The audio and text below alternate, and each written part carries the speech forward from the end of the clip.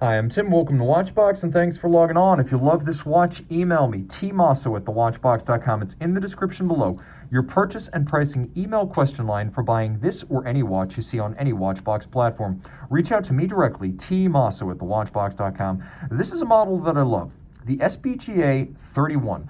44.2 millimeters in grade 5 titanium. This is the Grand Seiko Spring Drive Diver.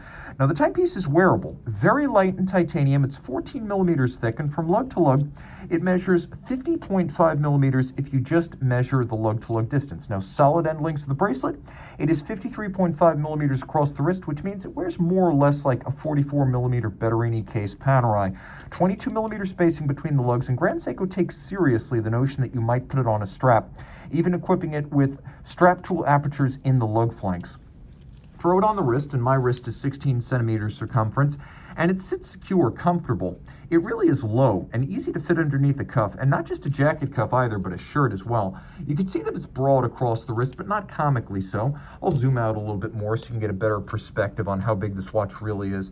It's not too big, and I can recommend it for a wrist as small as 15 centimeters circumference. Again, the lightness of it really makes it more viable. Taking a quick look at the bracelet, you can see that this is a contemporary Grand Seiko bracelet, which means you're going to have polished intermediates, satin finished primaries, a really nice rolled bevel on the side, and then the removable links are fixed by pins and screws, which means if you want to solve the sizing equation precisely, you're going to need a block and punch. The good news, I should say, is that you really don't need to remove too many links here, as there are actually 4 divots drilled inside the clasp that you can use with a strap tool to re-anchor the mounting point to the bracelet. And then there's a wonderful system that allows you to adjust the sizing of the dive extension, not just all the way out, but also incrementally in small amounts. So you can really size using the clasp. And of course, the fun thing here is that the system can be actuated when the watch is actually on your wrist. So a lot of dive watches, you have to take them off to open the dive extension. Not here, and that's common sense. Every watch should be like this. If you drop a watch, taking it off your wrist in a marine environment, it's going to be falling through the sea quite a while before it reaches the seabed, and it's not always possible to recover. So this is a smart system. Now, as you can see, it's locked by both triggers and a clamshell. So when it closes, and I should get my little tag out of the way, when it closes, and unfortunately I've got that tag, it snaps shut once and then it snaps shut again, so it really is sure tight once it is closed. Rolling back to the case, this is the Zaratsu black polish, executed by holding the case directly against a tin plate, and you've heard a lot about this.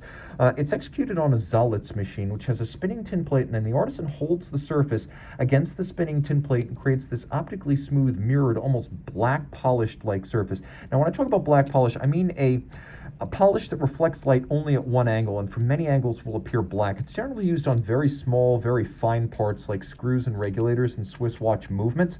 So to see it on something the size of a case, and I apologize in advance for my fingerprints, but this is an artisanally finished case, and this technique takes about 3 years to learn. Now the bezel.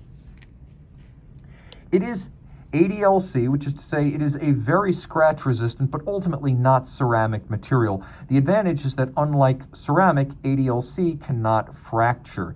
The bezel, however, is equal to the best in the business.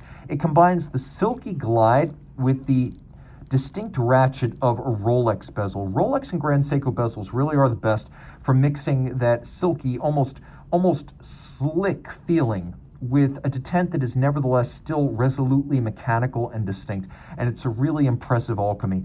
Interesting dial. As you can see, it features a set of applique indices rather than printed features, and then there's a rather steep Rayhaut outboard that slopes down from the bezel to the dial base. The dial is matte black to resist glare, and the hands at center have a wonderful satin brushed pattern on their top for the same reason. There's a power reserve indicator for the 3-day automatic winding power reserve, and the caliber 9R65 spring drive has a silky smooth glide to its seconds hand that is unlike anything with a lever escapement. There is no stutter, no stop. It does not tick. You can also see that all 3 hands are loomed. Unfortunately, underneath the case back, You're just going to have to imagine the caliber 9R65 30 joules automatic winding 3-day power reserve. Uniquely, the way spring drive works, there are no batteries, there are no capacitors, there are no stepper motors, but it does have a quartz regulator that wakes up via an induced current, and an electromagnetic braking system will slow down the hand so that the watch keeps outstanding time plus or minus 15 seconds a month. It does feature both stop seconds and a quick set date, so you have both of those functions should you wish to set the time more precisely, and you can see those functions are in full effect right here. The thing about spring drive is that it has mechanical watch sole and quartz precision, and it's the best of both worlds. And of course, the watch has 200-meter water resistance. The unique spring drive technology, the wearability of grade 5 titanium, the hand finishing of Zaratsu polish, this watch has it all. Reach out to Tim Mosso at thewatchbox.com for purchase and pricing details. And we're back by night with the SBGA031.